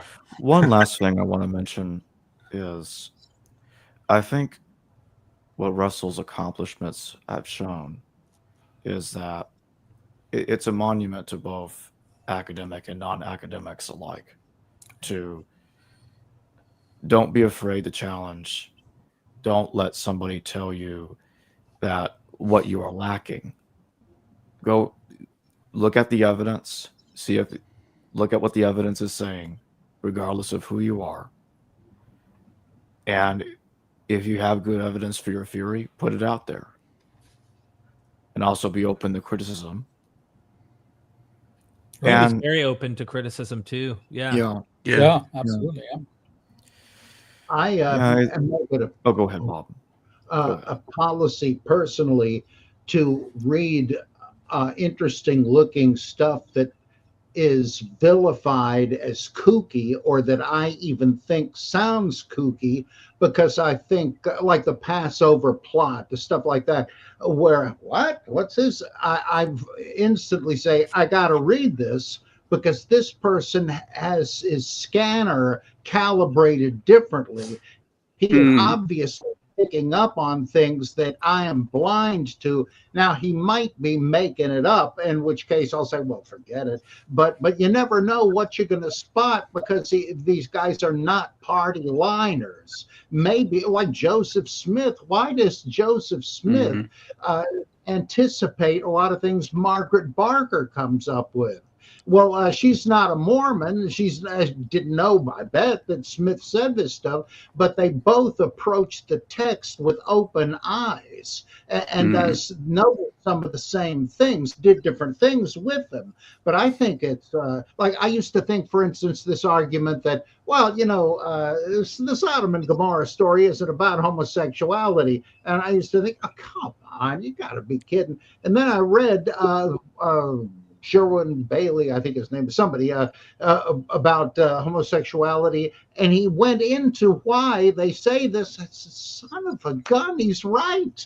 I just thought it was absurd. But then when I learned why, I thought, and so my approach is I do not, like Derek and I interviewed a guy on Myth Vision who said he was the returned Jesus. Now, my strategy was not to say, come off it, buddy. No, I took it seriously. And I just wondered how he saw things. I said, was Joseph of Arimathea your father? He said, yes. And so I just thought it was an interesting experience. And I can think of other people too, where I'm going to learn things, even if it's just perspectives I can't accept, that I wouldn't have known about otherwise. And that's what I want to do. Nobody appointed me to set people straight. My task is to try to learn what they think and why. If I may, one little chime in here, and I think everybody on the panel will get this, and this includes you specifically, Neil. If it weren't for Russell Gmirkin, we wouldn't have gone down this interesting rabbit hole that we've engaged with critical scholars that we've interviewed for the last 2-3 years. One of those critiques that they have about Greek background to Bible, whatever that source may be, is language. And one of their huge stumbling blocks, if I can use the language of the Apostle Paul, is you need loan words. You must have linguistic affinity in order to argue that there is a Greek antecedent, a Greek background. you need those loan words to solidify your case, or else you're just speculating and therefore you have nothing, right? And I get the temptation, because trust me, if we had those loan words, it would be even easier to just, and there probably are a few. I've heard some scholars bring up Japheth, for example, in the genealogies in Genesis. This is the Ionians. This is clearly Greek. But I'm not a linguist, so I have no way to fact check that till I learn these languages. And Neil, has been learning the languages for a while, him and Jacob. And so Neil recently has been working on an interview for the past few years. We've been, reaching out to an academic. This academic looks at the Hebrew, and I don't know if you feel like mentioning any more details about this here, Neil, but they are saying the archaic Hebrew that dates this stuff so old, the Song of Deborah. What is the there's the Song of Deborah, then there's the other one. Yes. Yeah. And they go archaic, ancient, and therefore it must be ancient. Not necessarily. There's so many problems linguistically. Yeah. So if you want, Neil, go ahead and jump in. In 4 days from now, I'm having on Ian Young, who's a biblical scholar of linguistics. And I said, I'm building a Mount Rushmore. Gmirkin was on this Mount Rushmore. He still is. Gmirkin, Gad Barnea, Jonathan Adler, and now the new one's going to be Ian Young. I'm going to make him a name that everyone's going to know. A lot of us on the panel already know who he is, obviously. Yeah. Ian Young has been he's wrote his dissertation on this. He's wrote books on this, saying that linguistic dating has problems. It's circular reasoning. There's a lot of issues with archaizing Hebrew. There's issues with how interpolations can be done easily and things can get changed. And anyways, in 4 days from now, we're going to do a recording, a proper recording, not a live stream. And I want to make sure all of the edits are good and we show the visuals and all that. Ian Young, he's been saying for years, he's been trying to get scholars' attention for years about linguistic dating and the problems with it. And me and him are having a back and forth, and he sort of got me into the sort of thinking of like PEMDAS. In math, you have PEMDAS. So like order of operations, parentheses, exponents, math, multiplication, division. That's how you do math. You have to have in the certain order. If I did subtraction first and then I went to parentheses last, the math will be wrong. And so in trying to figure out things in ancient history and scholarship and academia, there is an order of operations. There's hard data comes first. Archaeology, the hard data, that goes first. And then you get the soft data on the bottom. You can't start with the soft data and then go, well, there's no archaeological data, so we just haven't found it yet. You have to use the hard data first and then build off what you know. You start from the known, go to the unknown. So what do we know? We know Maccabees were enforcing laws in the 160s. Boom, we start there. That we know that. We have the coins, we have the texts, we have the Dead Sea Scrolls, we have physical data to back that up. Okay, then what happens if you go back a century? Well, now we lost physical data but now we have like primary sources that go back. We got Hecataeus, we got the Septuagint translation, and then you go back before that and you start getting less and less data. So then when you go to linguistic dating and you say, oh, Isaiah is written in the 700s because it matches this other text that we dated to the 700s, which is Deuteronomy. And Deuteronomy matches this other text that we got from the 600s. That's Numbers. I'm just throwing examples out there to make a point. And all of a sudden you have this sort of like linguistic dating categories of how certain Hebrew was in this time, certain Hebrew was in that time. And then you sort of base everything off of that. Well, there's problems with that. And I don't know if I was Ian Young, I'd be able to tell you all this. But that's why I'm having him on. He wants to explain the problems with linguistic dating and why it shouldn't be the first order of operations when dating a text. And again, just putting a bow on what you said, Neil, it was Russell years ago on Facebook that was getting criticism from people who were saying the linguistics, look how ancient Hebrew is, look how archaic Hebrew is. Therefore, your later dating of Hebrew Bible, your later dating of Genesis and this material can't be true because the language. And when I was right there in his ear saying, hey, Russell, look at the criticisms, man. I can't answer this. I don't know how to explain it. And he goes, yeah, well, have they read Ian Young? Right. And the other one was Russell would bring an interesting, clever argument. And he'd say, we know, look at this scholar, this scholar, this scholar on the Hellenistic influence of the Dead Sea Scrolls. So they're already Hellenized. And he said, notice how many loan words do they have? And it's like, it's absent, but we know they're influenced from Greek thought. And I'm like, okay, hold on. So they're not using loan words intentionally. This idea that you can just date based on how old a language is, that's like saying today, when I was going to a Presbyterian church, I know it was only 300 years ago, but that we're using hymns and literally singing, back when I was in the Presbyterian church, hymns that are 300-year-old English. And it's like, Yeah. How thou art. I'm like, huh? And we know that, for example, Virgil, who's writing in Latin, is drawing heavily from Homer. And we don't in the Latin of Virgil, me and Gmirkin were talking about this. There's not a lot of Greek loan words in there. It's Latin. Right. It's a new text. It's an original composition by Virgil using Homer. So you're not going to find a bunch of Greek loan words. He's not copying Greek. He's writing. Also Ptolemaic Egyptian. I mean, doesn't have a lot of loan words either, and so that's a huge. I mean, and also another thing about Egyptian is that it's also very hard to date linguistically. Even Egyptian texts, where we have orders of magnitude more texts than we have with Hebrew. I mean, it's not even anywhere close. We're not in the same stratosphere, but it's still very difficult to date just on linguistic.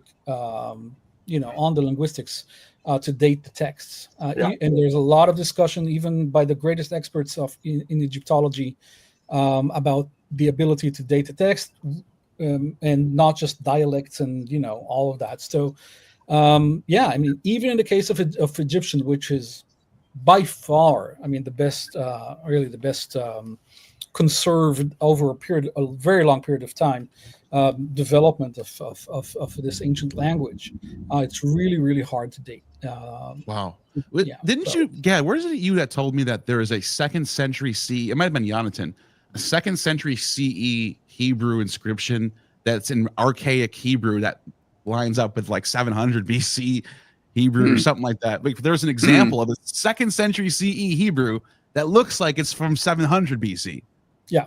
I mean, that's not me, but I'm familiar with that. That's that's certainly true, and we have many other examples like that as well. I mean, you can sort of imagine. I need to absent myself. It's been a great honor being with you, gents, every one of you, and what a privilege. And keep up the good work. Good to see you, Dr. Price. Thank you, Bob. Real quick on that last thought, I can imagine where you can have somebody today writing Shakespearean English because they studied Shakespeare there for 10 years and they know how Shakespeare talks, and they could probably write Shakespeare and make it sound like it was written in the 1600s. Yep.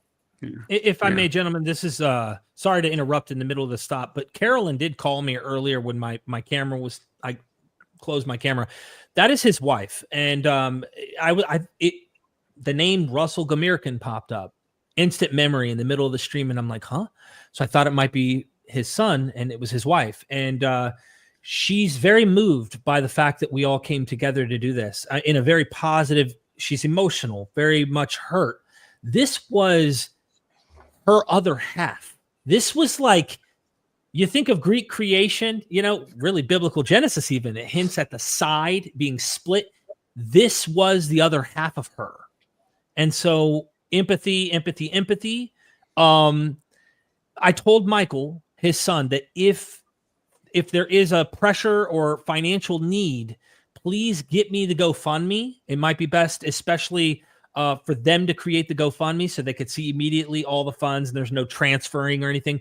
But get me, if there's a GoFundMe, send it to me. I'll pin it here. We'll put it in the description. We'll do a follow-up episode in honor of him to discuss more of his works. Let's promote it. I do not want to see any more burden on them because there's more behind the scenes. It's not my place to answer what led up to potentially causing this all to begin with, but it's financial things. And so I want to make sure that they're okay.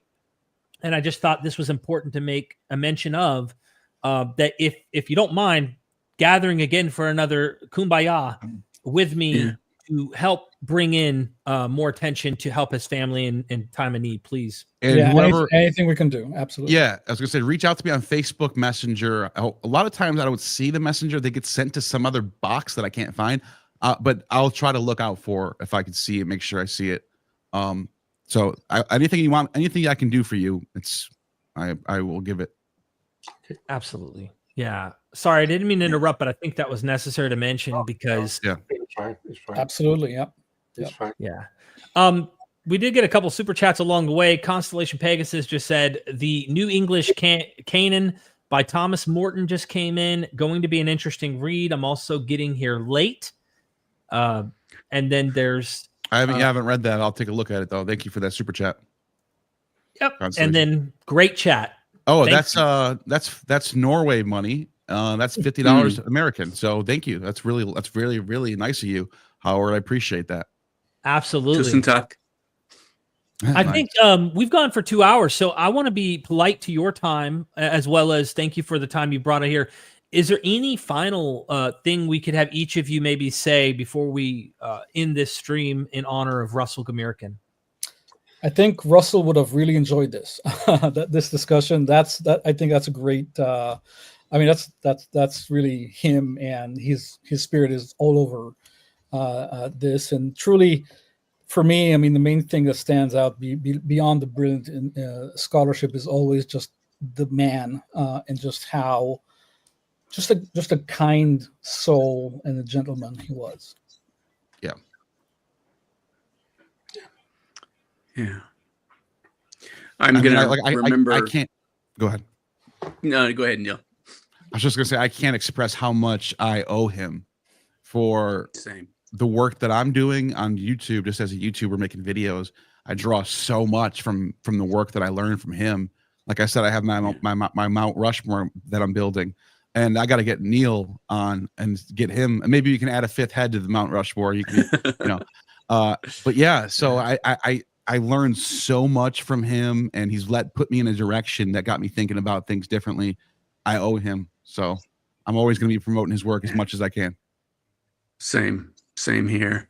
I think I said this in the beginning. I was having echoes, so I wasn't sure how much was coming through or not. But he always said, "Oh, I'm writing for the future." He didn't expect to get any recognition in his life, and I always thought he'd be proven wrong because what he's done is just going to advance things so far. Because we've been barking up the wrong tree for so long, and he's the one that said, "No, let's look over here," and he was absolutely right. And every time I think of him sitting there in the Starbucks with his ravens and crows, who depended on him for, it's just what an incredible human being. And I'm right there with you. I want to promote his work and get it out there to the next generation, like he always expected it to do. And we'll take it from there. He was the three-eyed raven. He was the three-eyed raven, indeed. Yep. Yeah. He saw things we didn't necessarily. Nils, would you like to make a final comment, and then I'll make mine? Yeah, but let me first return to his book, his manuscript. I think now we're more or less obliged to see how we can get it through and get it out. Yeah. That will be the best thing we can do for him just now. And also right things. So I think we shall go on with this idea. And I had to read it still, but I had to find spare time somewhere to do it. But I will do, and then give him my appraisal of the book and say if it can be published in the form it is and whatever, or we have to change something, but that's okay. I think that would be our first obligation to his memory. Then I'm not so afraid of the future. I'm not so afraid that he should be forgotten after all, because although I stopped publishing Shot a year ago, I still have the feeling I did it for almost 40 years. So, but Shot the Scandinavian Journal, But I have been acquainted with so many good young people who can see this, that I am in no doubt that this far this idea has a future, really. I know that we're up against quite comprehensive opposition, both from one state of Israel, because this is their foundation history we are touching. That's really a problem. You always know. You really that. And the other will be what we call conservative Christianity, which also felt severe threatened there. I don't really know. I think we are threatened there for the wrong way of interpreting the Bible, but that's another thing. But but again, there's some young people here, and one of the ideas which I may have referred to before, there was a young scholar, I think from New Zealand or Australia, who I published 3 articles of her in short over the last years. I had the journal about the theater and the reminiscence of Greek theater in Hebrew literature, the way it's formed, the way it's performed, and whatever. And as I said, because I had still been thinking in that direction, that the Greek culture and Hellenism had an advantage in comparison to Oriental stuff, to the Orient. That's the theater and the meeting place. European cities are normally including an agora, a forum in the middle where people are meeting from all the way. But you know, if you go to the Oriental city, you just have to go to the old city in Jerusalem and see the quarters there. There are no common interaction within the city between the different quarters. The only open space was created after 67 down at the Wailing Wall. Before that, even down there's only a narrow street you can see for photos of that time.